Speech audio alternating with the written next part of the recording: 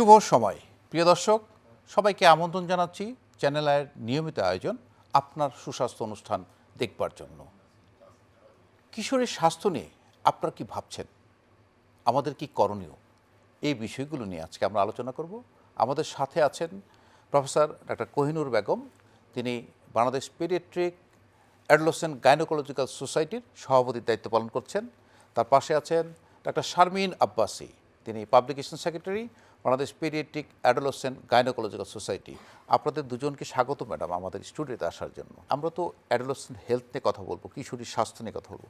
আমাদের দেশে কিশোরীর সংখ্যা কেমন? আগে আমি একটু বলে নিই কিশোরী বলতে কি বুঝি। আমার যদি একটা ফিমেলের লাইফ সাইকেলকে তিন ভাগ করি, তো তার প্রথম পার্টটা হলো চিলড্রেন আপ টু 10, জন্মের পর থেকে 10 পর্যন্ত, 10 থেকে 19 পর্যন্ত পার্ট হলো অ্যাডোলেসেন্ট। এরপরে আছে রিপ্রোডাক্টিভ হেলথ, এরপর আছে মেনোপজ। এই পার্টটা আমাদের দেশের জন্য খুব গুরুত্বপূর্ণ, বিকজ আমাদের যত পপুলেশন আসতে প্রায় 1/5 পপুলেশন বিলংস টু এই অ্যাডোলেসেন্ট। হ্যাঁ, এবং অ্যাডোলেসেন্টের মধ্যে প্রায় 50-50 হলো মেল আর মানে বয় আর গার্ল। তো সেটা অনেক যথেষ্ট বড় একটা সংখ্যা। এই অ্যাডোলেসেন্টদের আগে তো আমরা সবসময় মনে করতাম কি অ্যাডোলেসেন্টের কোনো রোগ ব্যাধি নেই, কিছু নেই, খুব ভালো আছে, সেজন্য আনঅ্যাটেন্ডেড থাকতো, ওদের সম্পর্কে আমরা অত বেশি গুরুত্ব দিতাম না। ট্রানজিশন পিরিয়ড, অ্যাডোলেসেন্ট মানে ট্রানজিশন পিরিয়ড, সে না বাচ্চা না চিলড্রেন না অ্যাডাল্ট। তবে এই যে মাঝামাঝি টাইমটা, এটা তাদের মানসিক এবং শারীরিক পরিবর্তনের সময়। কাজে এখন তাদের বেশ কিছু প্রবলেম আছে যেগুলো আমাদের অ্যাটেনশন দিতে হয়। তার মধ্যে কিছু কিছু প্রবলেম গভর্নমেন্ট স্বীকৃত, সেটা হলো রিপ্রোডাক্টিভ হেলথ সম্পর্কে আমাদের খোঁজখবর রাখতে হবে, তাদের মেন্টাল হেলথ সম্পর্কে, তাদের নিউট্রিশন সম্পর্কে খোঁজখবর রাখতে হবে, এবং ভেরি রিসেন্টলি যেটা আমরা সবাই পত্রপত্রিকায় দেখি, ভায়োলেন্স। এই বাচ্চারা এ সময় ভায়োলেন্সের শিকার হয় খুব বেশি। আমরা যদি এই বয়সে রিপ্রোডাক্টিভ হেলথ সম্পর্কেই জানতে চাই, আসলে কি ধরনের প্রবলেম তারা ফেস করে। 10 থেকে 19 বছর পর্যন্ত অ্যাডোলেসেন্ট, কিছু বলতে পারি আর্লি অ্যাডোলেসেন্ট, কিছু বলতে পারি লেট অ্যাডোলেসেন্ট। 15 বছর পর্যন্ত আর্লি, আর 15 বছর থেকে 19 পর্যন্ত লেট অ্যাডোলেসেন্ট। এদের সমস্যা, রিপ্রোডাক্টিভ হেলথের সমস্যা, এদের কিছু মিশ্র সমস্যা হতে পারে। সবচেয়ে ডেঞ্জারাস, তারা আর্লি ম্যারেজ হয়ে যায় এবং আর্লি চাইল্ড বিয়ারিং হয়ে যায়। আমাদের দেশের প্রায় 56% অ্যাডোলেসেন্ট 19 বছরের আগেই তাদের বিয়ে হয়ে যায়, এবং তাদের অনেকের বাচ্চাও হয়ে যায়, একটা বাচ্চা হয় আর একটা বাচ্চা প্রেগনেন্সি হয়ে যায়। এটা ওদের জন্য তো কঠিন, এটা তার স্বাস্থ্যের জন্য ঝুঁকিপূর্ণ। এবং শুধু আর্লি ম্যারেজের ঝুঁকি আরও আছে। ও যদি আর্লি ম্যারেজ হয়, তার অনেকগুলো এফেক্ট, যেমন ও পড়াশোনা বাদ হয়ে গেল, ওর যে একটা ক্যারিয়ার প্ল্যান বাদ হয়ে গেল। তারপর ধরেন ওর স্বাস্থ্যগত কিছু খারাপ হয়ে যায়, যেমন যত আর্লি ম্যারেজ হবে অতই তার কিছু মেলিগনেন্সি হওয়ার চান্স থাকে বেশি, যেমন সিএস সার্ভিক্স। আর্লি ম্যারেজ, বেশি আর্লি ম্যারেজ সিএস ক্যান্সার সার্ভিক্সে হওয়ার চান্স থাকে বেশি।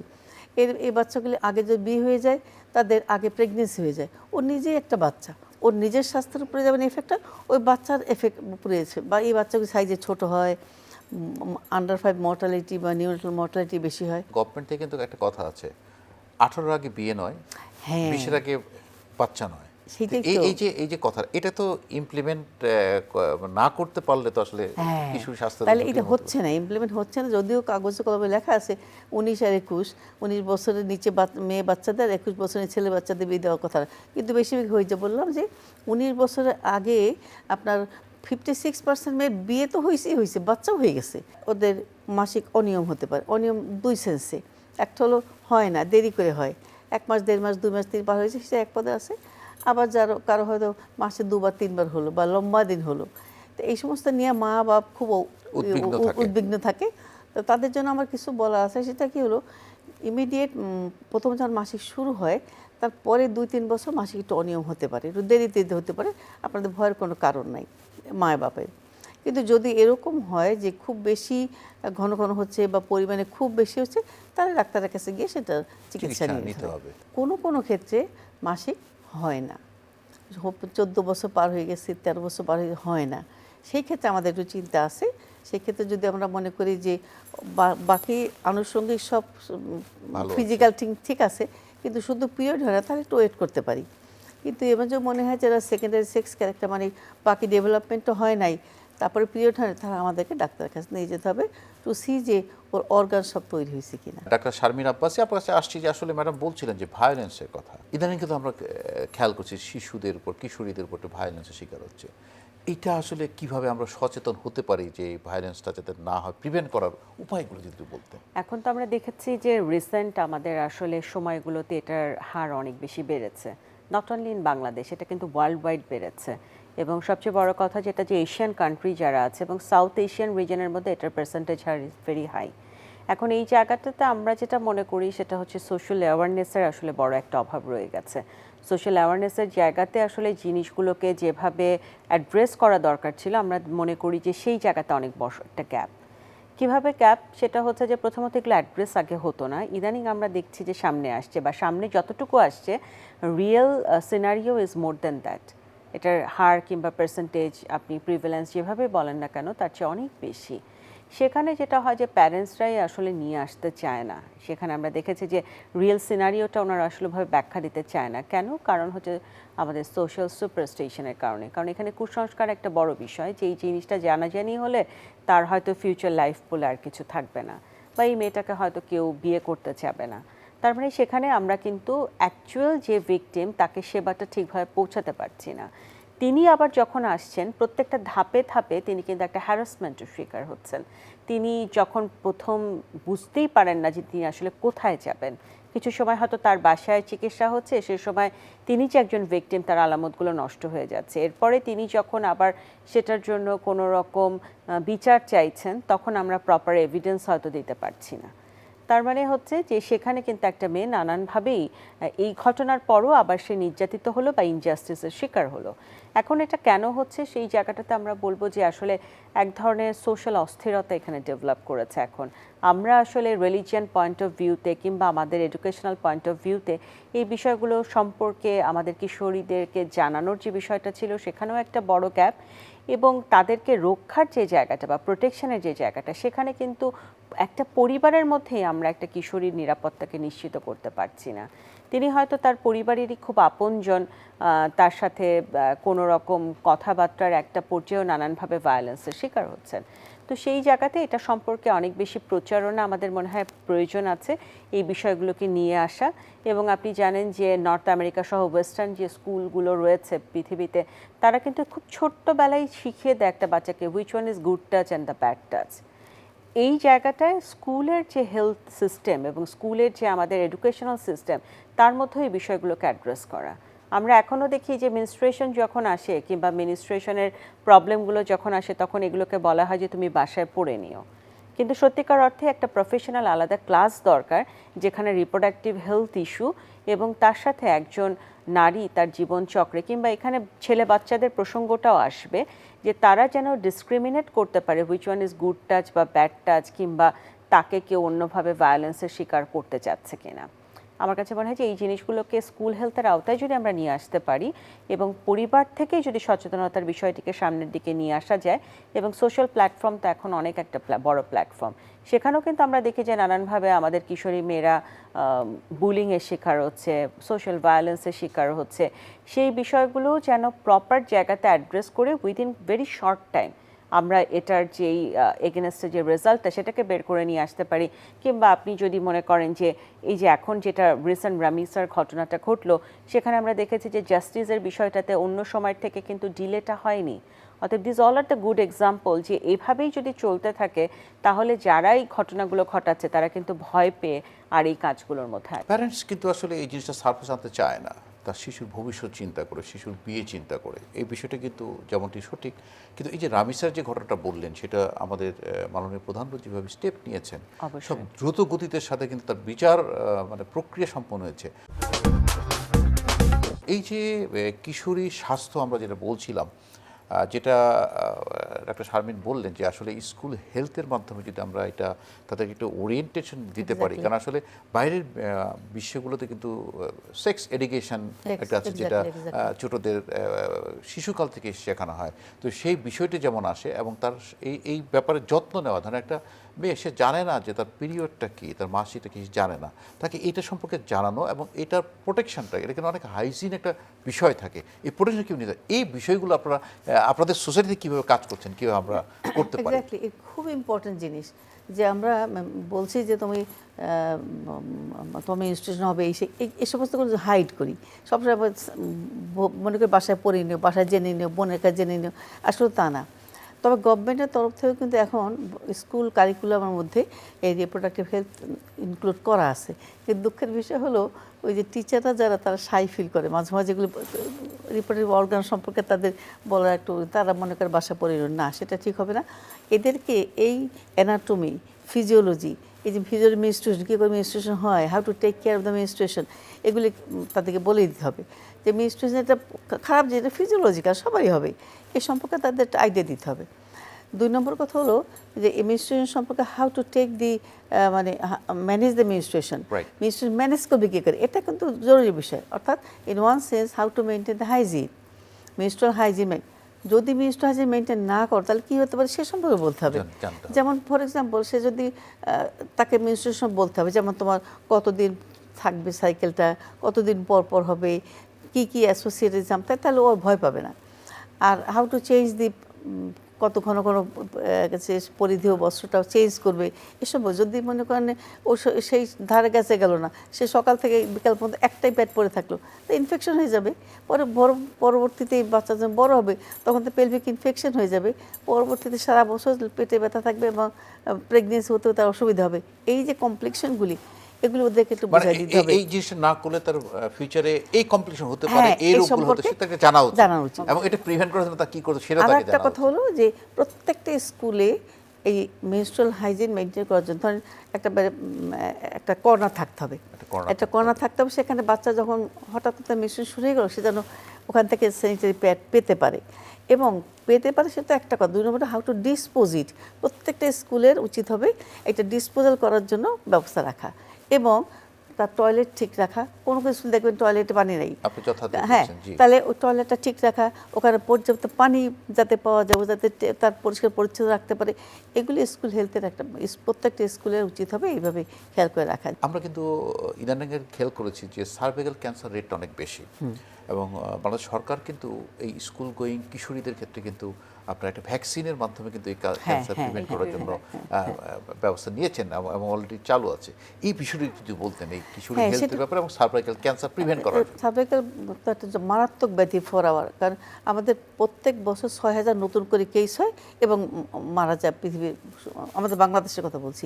তাকে এটা প্রিভেন্ট করা খুব জরুরি এবং it is only cancer prevent করা সম্ভব, বিকজ আগে স্ক্রিন করা যায়, কিন্তু বাচ্চাদের বেলায় স্ক্রিনিংয়ের দিকে যাওয়ার দরকার নেই, বাচ্চাদের প্রাইমারি প্রিভেনশনের দিকে যাব। প্রাইমারি প্রিভেনশন ভ্যাকসিন, তো ভ্যাকসিনটা ওদের আমাদের হলো যে বাংলাদেশ সরকার এখন 14 বছর পর্যন্ত এই ভ্যাকসিনতে স্কুলে, তারপর আপনার ইপিআইতে এটা দেওয়া শুরু করছে। প্রত্যেকটা স্কুলে single dose vaccine, HPV vaccine দেওয়া হয়।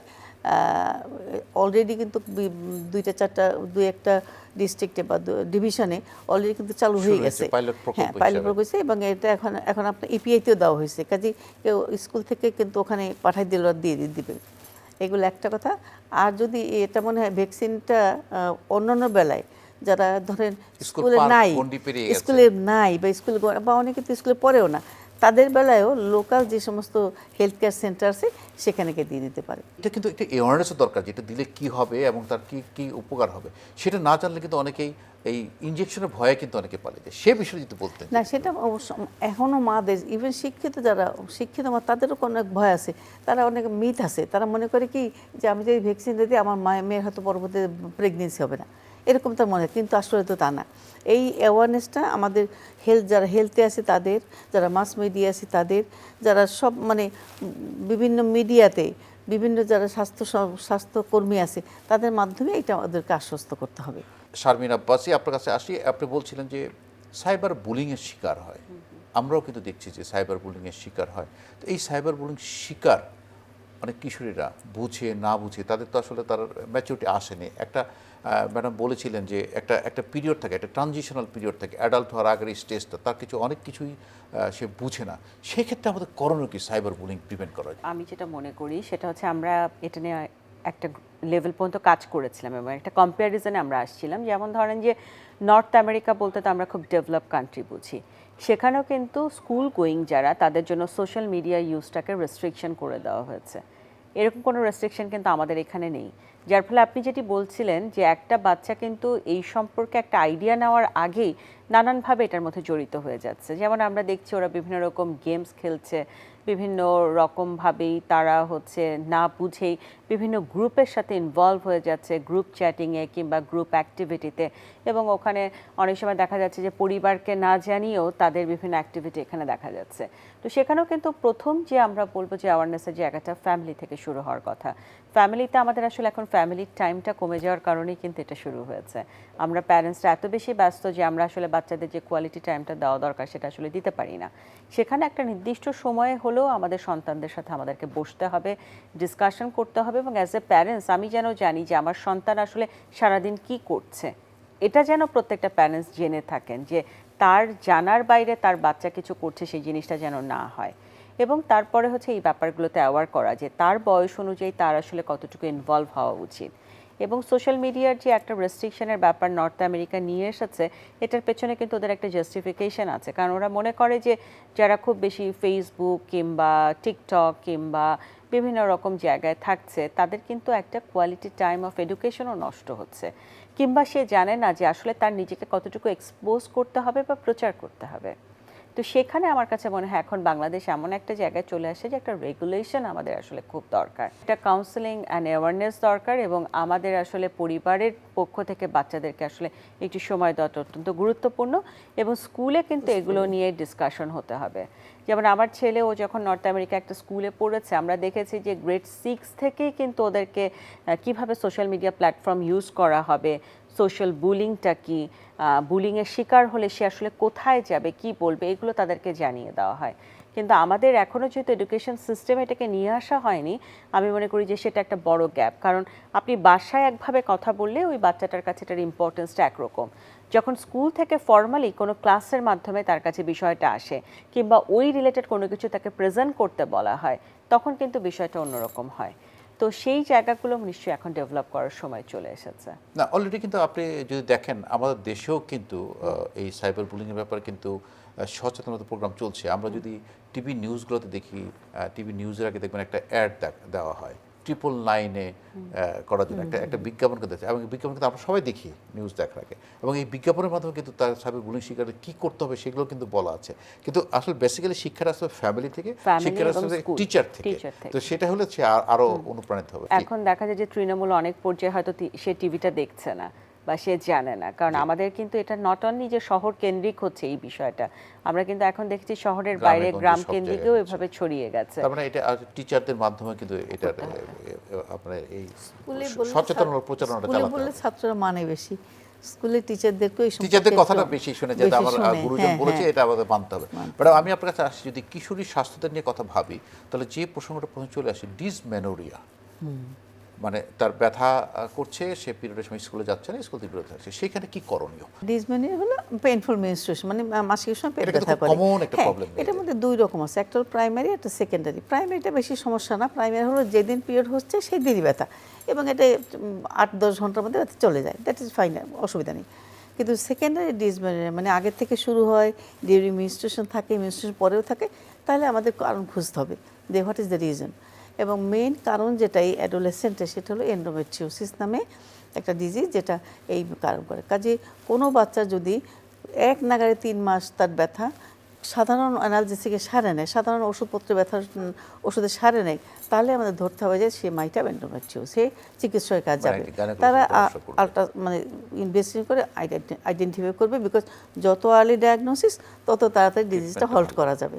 এই ডিজিজ তো কিউর হয় না, কিউরেবল না, মানে এটা ভালো করা সম্ভব আর্লি ডায়াগনোসিস। অনেক ধন্যবাদ professor doctor Kohinoor Begum, doctor Sharmin Abbasi, অত্যন্ত সুন্দর করে এই কিশোরীদের নিয়ে যে স্বাস্থ্য নিয়ে আমাদের ভাবনা সুন্দর করে বলেছেন। প্রিয় দর্শক, আপনার কিশোরীর প্রতি নজর রাখুন, যত্ন নিন, তার স্বাস্থ্য ব্যাপারটা নিশ্চিত করুন, এবং এই স্বাস্থ্য সুরক্ষায় যা করণীয় সেটা স্কুল থেকে আসতে হবে, পরিবার থেকে আসতে হবে। আজকের শিশু আগামী দিনের ভবিষ্যৎ। দর্শক, ভালো থাকুন, সুস্থ থাকুন, নিরাপদেই থাকুন।